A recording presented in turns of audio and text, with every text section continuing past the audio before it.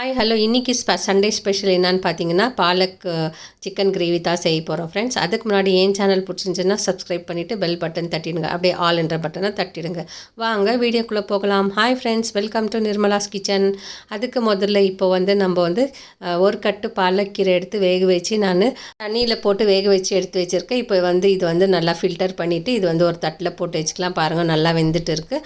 அதுக்கப்புறம் ஒரு ஸ்டவ் மேலே ஒரு பாத்திரம் வச்சுக்கலாம். ஒரு பாத்திரத்தில் 2 டேபிள் ஸ்பூன் அளவு எண்ணெய் சேர்த்துட்டு அதுக்கு ட்ரை மசாலாஸ் எல்லாம் போட்டுடலாம் ஃப்ரெண்ட்ஸ். இப்போ நான் ட்ரை மசாலா எதுன்னு பார்க்கலாமா. இப்போ பெப்பர், மிளகு, சீரகம், அதுக்கப்புறம் சோம்பு, இது 3 ஒரு கால் டீஸ்பூன் எடுத்துருக்கேன் ஃப்ரெண்ட்ஸ். இதோ சேர்த்துருங்க. அதுக்கப்புறம் ஒரு சின்ன பிரிஞ்சி எல்லாம் சேர்த்துருக்கேன். அதுக்கப்புறம் பட்டை, லவங்கம், ஏலக்காய், பெரிய ஏலக்காய் இதெல்லாம் சேர்த்துட்டு நம்ம நல்லா வதக்கி கொடுத்துடலாம் ஃப்ரெண்ட்ஸ். இது நல்லா வதங்கட்டும். இது வதங்கிட்ட பிறகு நான் 2 பெரிய ஆனியனை சாப் பண்ணி வச்சுருக்கேன். அதுவும் சேர்த்துக்கலாம் இதில். இப்போ பாருங்கள், இதெல்லாம் நல்லா வதங்குது. இப்போ ஆனியன் சாப் பண்ணி வச்சுருக்கிற ஆனியன் சேர்த்துக்கலாம். நம்ம இதில் சேர்த்துட்டு இது நல்லா ஃப்ரை பண்ணி கொடுக்கணும் ஃப்ரெண்ட்ஸ். இதில் கொஞ்சம் உப்பு சேர்த்துடுங்க. உப்பு சேர்த்துட்டாக்கா கொஞ்சம் சீக்கிரமாகவே இது ஃப்ரை ஆகிடும். அதுக்கப்புறம் கொஞ்சம் கருவேப்பிலை, அதுக்கப்புறம் 2 க்ரீன் சில்லிஸ் சேர்த்துக்கலாம். நம்ம 2 இல்லைனா 3 க்ரீன் சில்லிஸ் அப்படி சேர்த்துக்கலாம்.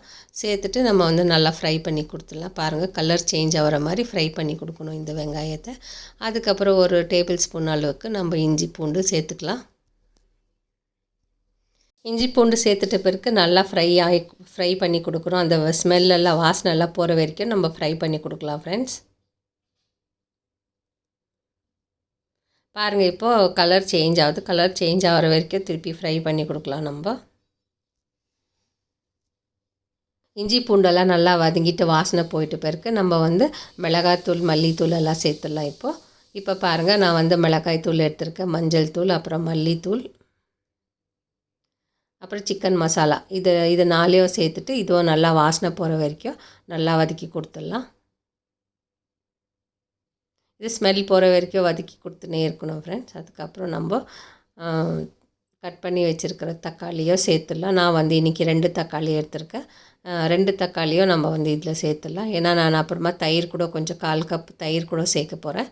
ஸோ இப்போ நம்ம தக்காளியும் நல்லா சேர்த்துட்டு அது தக்காளி சாஃப்ட் ஆகிற வரைக்கும் நம்ம நல்லா ஃப்ரை பண்ணி கொடுக்கணும்.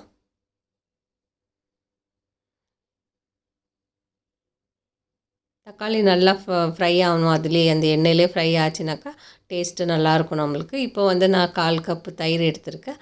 அந்த தயிர் சேர்த்துட்டு அதுவும் நல்லா கலந்து கொடுக்கலாம் ஃப்ரெண்ட்ஸ். பார்த்திங்களா, கலர் எவ்வளோ நல்லா வந்துச்சுன்னு. இப்போ இதெல்லாம் ஸ்மெல் போகிற வரைக்கும் இதெல்லாம் நல்லா ஃப்ரை பண்ணி கொடுத்துனே இருக்கலாம் ஃப்ரெண்ட்ஸ்.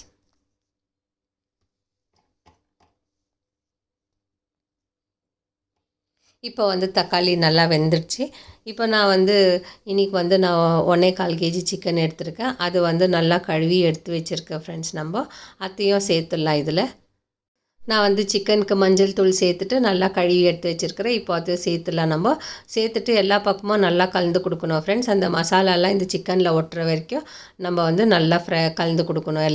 எல்லா சைடும் நல்லா கலந்து கொடுத்துடலாம். நல்லா ஃப்ரை பண்ணி கொடுத்துக்கிட்டே இருக்கணும் ஃப்ரெண்ட்ஸ். ஒரு 1 செகண்ட் அப்படி நல்லா எல்லா பக்கமும் மசாலா செய்கிற வரைக்கும் நம்ம நல்லா ஃப்ரை பண்ணி கொடுத்துட்டே இருக்கலாம். நான் இன்றைக்கி ஸ்கின் அவுட் சிக்கன் தான் எடுத்துன்னு வந்திருக்கேன் ஃப்ரெண்ட்ஸ்.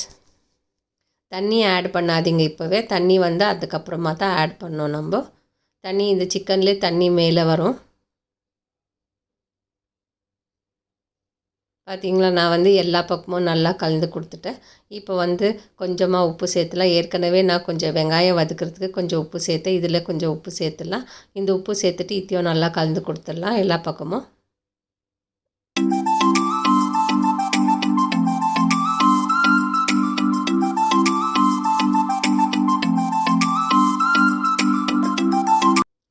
மூடி போடாதே ஒரு 5 நிமிஷம் அப்படியே வேக வைக்கலாம். ஓப்பன் பண்ணியே வேக வைக்கலாம் ஃப்ரெண்ட்ஸ். நம்ம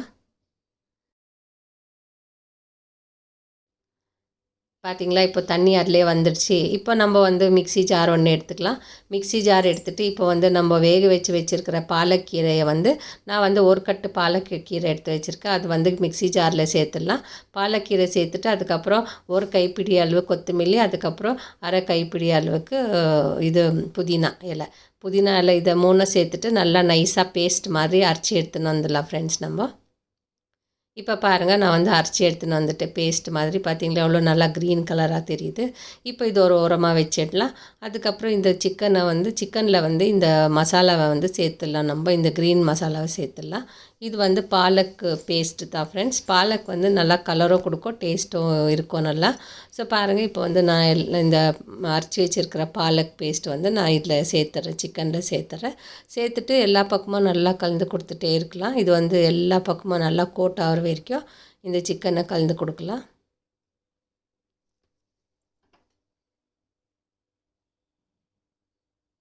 இப்போ வந்து அந்த மிக்ஸி ஜாரில் கொஞ்சம் மசாலா இருந்துச்சு இல்லைங்களா, அதில் கொஞ்சம் தண்ணி ஊற்றிட்டு அந்த தண்ணியும் இதில் சேர்த்துடலாம். அதுதான் தண்ணி ஃப்ரெண்ட்ஸ், நான் எந்த தண்ணியும் சேர்க்கல. இப்போதைக்கு இது இருக்கட்டும். அது வேணால் அப்புறமா தண்ணி மேலே அதுலேயே வரும், சிக்கன்லேயே தண்ணி வரும். இப்போ பாருங்கள் நான் வந்து எல்லா மசாலையும் சேர்த்துட்டு எல்லாம் நல்லா கலந்து கொடுக்குறேன். அதுக்கப்புறம் உப்பு செக் பண்ணிக்கோங்க, உப்பு சரியில்லைன்னா இன்னும் கொஞ்சம் உப்பு சேர்த்துக்கோங்க. இப்போ வந்து நான் 1 டீஸ்பூன் அளவுக்கு கரம் மசாலா சேர்த்துட்டு அதையும் நல்லா கலந்து கொடுத்துடலாம். அதுக்கப்புறம் கொஞ்சம் கஸ்தூரி மேத்தி பாருங்கள் நான் எடுத்திருக்கேன். கஸ்தூரி மேத்தியை நல்லா கையில் நல்லா க்ரஷ் பண்ணிவிட்டு அதையும் சேர்த்துடலாம் நம்ம.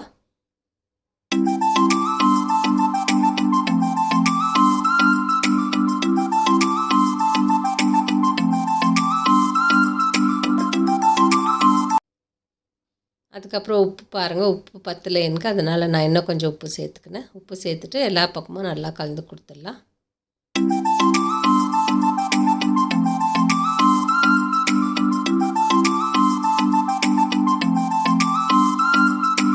பாருங்கள் இப்போ நான் வந்து எல்லா பக்கமும் கலந்து கொடுத்துறேன். அதுலேயே தண்ணி கூட வந்துடுச்சு பாருங்கள், கிரேவியோட நல்லா இருக்குன்னு க்ரீன் கலராக இருக்குது ஃப்ரெண்ட்ஸ். நீங்களும் இது ஒரு முறை ட்ரை பண்ணி பாருங்கள்.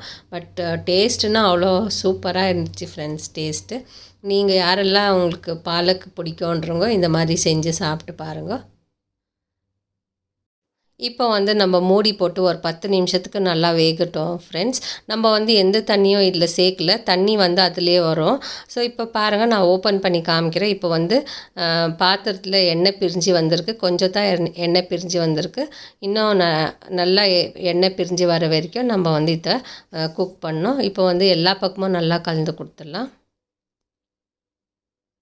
இந்த கிரேவி வந்து எதுக்கெல்லாம் நம்ம சாப்பிட்லான்னு பார்த்தீங்கன்னா, ரைஸ்க்கு சாப்பிட்லாம், அதுக்கப்புறம் சப்பாத்திக்கு, தோசைக்கு, இது 3க்கும் வச்சு நம்ம சாப்பிட்லாம் ஃப்ரெண்ட்ஸ். ரைஸ்க்குனால் நம்ம அந்த கிரேவியை ஊற்றின்னு சாப்பிட்லாம். சிக்கன் எல்லாம் நல்லா கலந்து கொடுத்துட்ட பிறகு இன்னும் ஒரு 5 நிமிஷம் மூடி போட்டு வைக்கலாம் ஃப்ரெண்ட்ஸ். மூடி போட்டு அதுக்கப்புறம் ஓப்பன் பண்ணி பார்க்கலாம். சிக்கன் நல்லா குக் ஆகிருக்கு பாருங்கள், எண்ணெய்லாம் நல்லா பிரிஞ்சு வந்திருக்கு. இப்போ வந்து நம்ம இன்னும் கொஞ்சம் நேரம் கலந்து கொடுத்துடலாம். இதெல்லாம் ஃபுல்லாக கலந்து கொடுத்துட்டு உங்களுக்கு இன்னும் ட்ரை பண்ணோன்னா கூட நீங்கள் பண்ணிக்கலாம். எனக்கு வந்து இந்த கிரேவியோடு சாப்பிட்ணுன்றதுக்கோசரம் நான் வந்து இப்போது நல்லா கலந்து கொடுத்துட்டு ஸ்டவ்வை வந்து ஆஃப் பண்ணிடலாம். ஆஃப் பண்ணிவிட்டு நம்ம வந்து வேறு பவுலில் வந்து ட்ரான்ஸ்ஃபர் பண்ணிக்கலாம், சர்விங் பவுலில் வந்து ட்ரான்ஸ்ஃபர் பண்ணிக்கலாம். இப்போ நம்ம ட்ரான்ஸ்ஃபர் பண்ணிக்கலாம் வேறு பவுலுக்கு.